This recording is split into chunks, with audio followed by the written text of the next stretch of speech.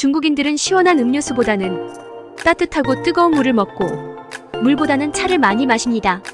아무리 추워도 아이스 아메리카노를 찾고 겨울에도 차가운 음료, 차가운 물을 찾는 우리의 지식으로는 상상을 할 수 없는 행동입니다.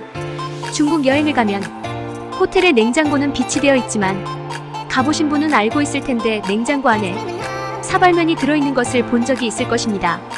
그만큼 시원함과 거리가 먼 중국. 왜 그런지 지금부터 알아봅니다.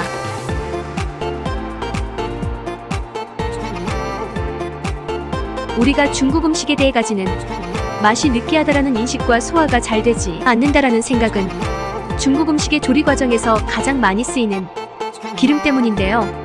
중국 음식의 조리법은 대체로 볶고, 조리고, 튀기고, 찌고, 굽는 방법을 사용합니다. 거의 모든 요리의 조리 과정에서 기름은 꼭 필요한 식자재입니다. 모든 요리에 기름을 두루 많이 사용하게 된 배경에는 건조한 기후가 주류를 이루는 북방중원이 중국 역대 왕조의 중심지였기 때문입니다.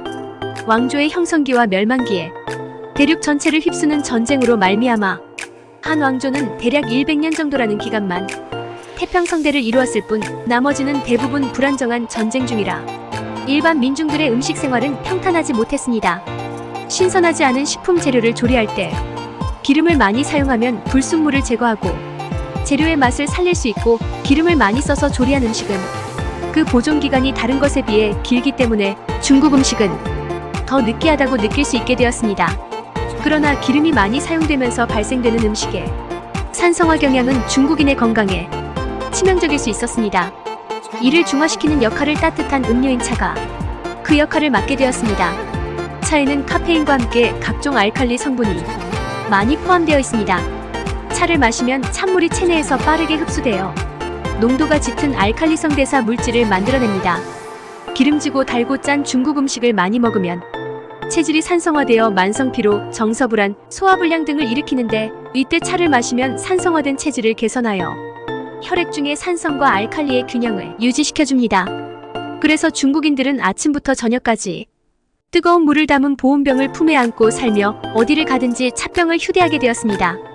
또한 기름기 많은 음식을 즐겨 먹는 중국인들 중에서 심각한 사회적 비만 현상이 두드러지지 않다는 사실도 차 마시는 습관과 관련이 있습니다. 우리나라도 녹차 다이어트가 생겨날 정도로 차는 비만을 해결해주는 역할을 하고 있습니다. 그리고 중국이 뜨거운 물이나 차를 마실 수밖에 없었던 이유는 수질 문제가 있습니다. 우리나라도 80년대만 해도 물은 끓여 먹자는 캠페인이 있었는데 그런 이유가 수질이 좋지 못해서였습니다. 중국 또한 수질이 좋지 못해 따뜻한 물이나 차를 마실 수밖에 없었다고 합니다.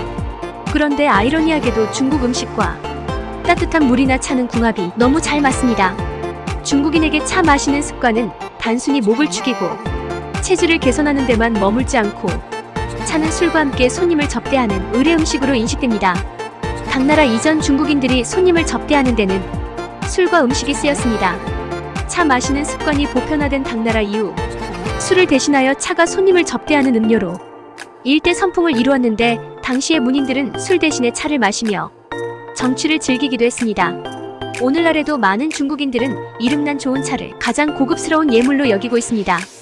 지금도 중국에 가면 차는 물론 술과 물도 최대한 따뜻하게 먹고 있습니다. 중국 식당에 가면 맥주가 냉장고에 보관되어 있는 게 아니라 상온 그대로 보관되어 있다가 손님들 상으로 올라갑니다.